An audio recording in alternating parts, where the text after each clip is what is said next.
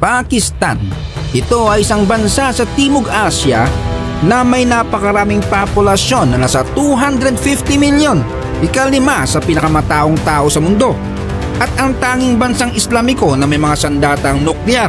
Pero 30% lamang ng populasyon ang naninirahan sa mga lungsod, habang ang karamihan ay piniling manirahan sa nayon at bulubunduking lugar ng Pakistan para makatipid sa gastusin at makaiwas sa kaguluhan at kalokohan. Ang kabisera ng lungsod ay ang Islamabad na may populasyon na higit sa 1 milyon, pero hindi ito ang pinakamaunlad na lungsod sa Pakistan dahil mas malaki at mas maunlad ang lungsod ng mga Karachi at Lahore. Sa maraming bagay, ang bansa ay may pagkakatulad sa kultura ng India, gaya ng street foods, pananamit at karakas ng pagmumukha, dahil ang India at Pakistan ay nasa ilalim ng pamamahala ng Britanya sa mahabang panahon.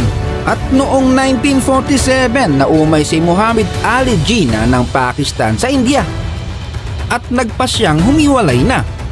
Ngunit nagkaproblema sa hatian ng teritoryo, kaya hanggang ngayon ay nagkakapitikan pa rin ng tenga.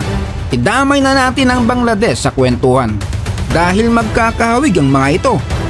Ang mga eksenang makikita mo sa mga lansangan ng Pakistan ay makikita mo rin sa Bangladesh, na makikita mo rin sa India. Mas lamang lang ang India dahil marami rin namang malilinis na lugar sa kanila. Balik tayo sa Pakistan. Ang mga tao sa lansangan ay laging nagmamadali. Ang bibilis ng kamay at ulo, ang babagal naman maglakad. Parang mga kitikiting hindi mapaitlog, lalo na sa palengke.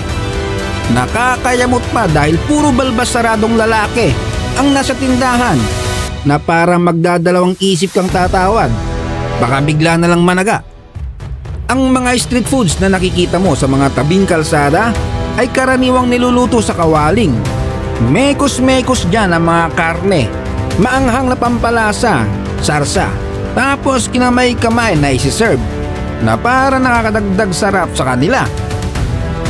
Sa Pakistan, ang average na sahod ng isang pangkaraniwang nagtatrabaho ay humigit kumulang sa $100 lamang. Bukod dyan ay napakahirap pa makakuha ng trabaho sa sobrang dami nila. Yan ang dahilan kaya nangingibang bansa sila. Marami sa kanila ang pumupunta muna sa Turkey, tapos sa iba't ibang parte ng Europe. Yung iba, kapitbahay mo na, hindi mo pa alam. Hindi masolusyonan ng pamahalaan ang paglobo ng populasyon na nagre-resulta ng matinding polusyon sa mga lansangan at basura everywhere. Isa nga dyan ay ang lungsod ng Lahore na siniraan ko na dati. Walang disiplina ang mga tao at mukhang nasanay na sa ganoong sitwasyon. Ang sinumang dadayo sa Lahore ay dapat nakamas ng mamahalin at iwasang huminga ng malalim. Kung gustong magpaahit sa Pakistan at magpatsupet, makikita na nasa eskinita lamang sila nakapwesto o sa mga gedli ng kalsada dahil napakamahal umupa ng pwesto. Ngunit ang problema nga lang ng mga ito ay patay ang negosyo sa tuwing uulan, na madalas pa naman.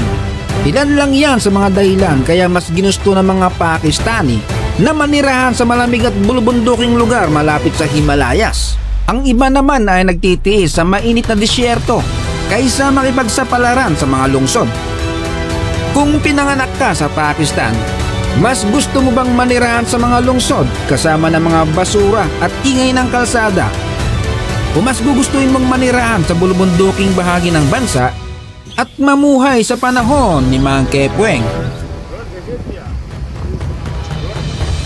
So yun, huwag kalimutang i-like ang video at mag-subscribe kung nagustuhan ang ganitong klase ng content. Hanggang sa muli.